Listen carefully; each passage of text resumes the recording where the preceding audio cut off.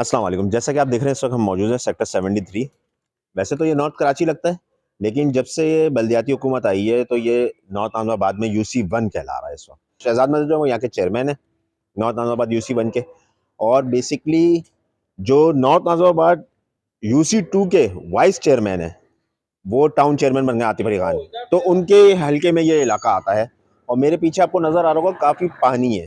अच्छा, ये पानी यहाँ का नहीं है, यहाँ किसी गटर से बाहर नहीं आया ये पानी जो है पीछे वाली गलियों में जो गटर मौजूद है वहां से जब वो गटर उबलते हैं तो ये प्याला सा बना हुआ है, तो यहाँ पर पानी आ जाता है। इसके आगे की एक रोड डली भी है, वो ऊंचा इलाका है। ये बराबर वाली गली मेरे गली है, इन्होंने अपनी गली में स्पीड ब्रेकर बना लिया है। पीछे कुछ लोगों ने मलबा बाहर डाल दिया है। तो अब ये जो गली वाले हैं इनकी सड़क की हालत इस वक्त इतनी ज़्यादा ख़राब हुई है कि यहाँ से ख़वातीन का गुजरना और बच्चों बुजुर्गों का गुजरना जो है वो नामुमकिन हुआ है।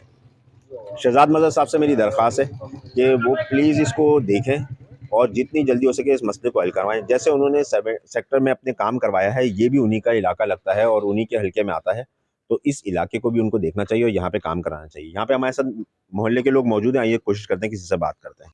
अच्छा, तो यहाँ हमारे साथ मोहल्ले के लोग मौजूद हैं, आइए ज़रा उनसे पूछते हैं उनको कितनी मुश्किलात है इस पानी से। अस्सलाम वालेकुम सर। वालेकुम अस्सलाम। सर बताएंगे कब से ये पानी है जो पीछे से बहकर आता है और यहाँ खड़ा हो जाता है? ये मसला तो बहुत पुराना है। एक तो सीवरेज के कोई मसले मसाइल हैं वो हल नहीं होते। इस स्लोप की वजह से हमेशा वहाँ गटर भरता है, पानी यहाँ बहता हुआ आता है, जिसकी वजह से नमाजियों को भी परेशानी होती है। और ये गली नीचे है, ये पानी जब यहाँ आता है ना, ये गटर भरता है, यहाँ से बैक मारते ही पूरी गली आधी पानी में डूबी हुई होती है। ये कोने का जो मकान है ना, इसके तो घर के अंदर भी पानी जाता है। इस मसले के बारे में हमने कई मरतबा मतलब हर एक को ही बताया है। यहाँ के जो चेयरमैन है उनकी भी नॉलेज में है, लेकिन यहाँ ना किसी का विजिट होता है ना कुछ है, बस ऐसे ही चल रहा है ये सारा मामला। आपके वार्ड के जो काउंसलर है वो भी यहाँ नहीं आए? नहीं, हमने तो किसी को भी नहीं देखा। चेयरमैन जो हैं आपके जो वार्ड के काउंसलर हैं उनका नाम पता है आपको? इफ्तिखार साहब, और जो काउंसलर हैं अयूब भाई होते हैं, अयूब भाई सेवनी, इफ्तिखार साहब यहाँ के काउंसलर हैं, और चेयरमैन जो है वो शहजाद मदद। अच्छा, मैं इनकी बात काट रहा हूँ, माजरत चाहता हूँ, लेकिन बस मैं ये बताना चाहता हूँ कि इलाके के लोगों को भी नहीं पता कि यहाँ का काउंसलर कौन है। तो जमात इस्लामी के जो मुंतखब उम्मीदवार हैं उनको अपने हल्के में घूमना चाहिए और लोगों को बताना चाहिए कि हम इस इलाके के काउंसलर हैं, हम इस इलाके के लेबर काउंसलर हैं, हम इस इलाके के चेयरमैन हैं। यहाँ पे लोगों को पता नहीं है। इस बात से इस बात का अंदाजा हो कि वो यहाँ नहीं आए, जबकि हाफिज नईमुर रहमान ने नारा लगाया था कि हल सिर्फ जमात इस्लामी। तो कहाँ है वो जमात जिसका ये नारा था? अभी इस वक्त यहाँ पे लोगों को जो परेशानी है उनका मसाइल कौन हल करेगा? तो सर ये आप लोग अपनी मदद आपके तहत साफ करवाते हैं या क्या जमीन पे पड़े पड़े धूप लगने से सूख जाता है? ये तो सूख जाता है। हम लोग जो करा रहे थे वो प्राइवेटली करवा रहे हैं, अपनी जेब से महल्ला मोहल्ला चंदा करके। कई दफ़ा हमने कंप्लेन भी लॉन्च की है कि भाई यहाँ पे प्रॉपर मशीन लगाए थे, अभी तक उस पर कोई काम नहीं हुआ। बस ये तसल्ली मिलती है कि हाँ हो जाएगा, आपकी कंप्लेन लॉन्च कर दी है, हो जाएगा। इस बात को 3 से 4 महीने तो गुजर चुके हैं, तो प्राइवेटली हम लोग ये करा रहे हैं। अब ये प्रॉब्लम हम लोग फेस करते हैं। ये मसला जो पुराना है ना, ये चेयरमैन तो अभी आए, इससे पहले यहाँ के जो एमपी हैं रियाद हैदर भाई जो थे पीटीआई के, उनकी भी नॉलेज में हमने ये सारी चीज़ें डाली थी। वो कई मरतबा वो भी आगे कंप्लेन हमारी फॉरवर्ड करते थे, लेकिन यहाँ पे जो स्वीपर माफिया है ना, वो ये काम सरकारी तौर पे नहीं करते, तो उनको ही हम पैसे दे के उनसे करवाते रहते हैं, वो होता रहता है। अभी भी यही है, शहजाद मदर जो यहाँ के चेयरमैन है जमात इस्लामी के, उनसे भी इन सारे मसलों के हवाले से बात हुई है। वो ये कहते हैं अभी तक हमें चार्ज नहीं मिला है, ना हमें फंड मिल रहे हैं ना सर कल चार्ज की मिल सुबह का सूरज उनको चार्ज दे देगा, 2 अक्टूबर उनको चार्ज भी मिल जाएगा, इख्तियारात भी मिल जाएंगे और सब कुछ मिल जाएगा, उनके पास फुल पावर होगी।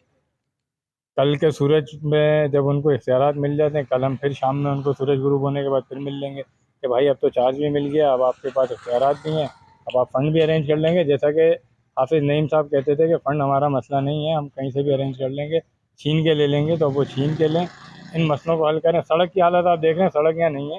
ये लोगों ने मलबे डाल डाल के, ये मलबे डाले इसीलिए गए, गटर का पानी जिसके घर के आगे जमा होता है वो अपने घर के आगे मलबा डलवा लेता है कि घर में आने जाने में आसानी रहे।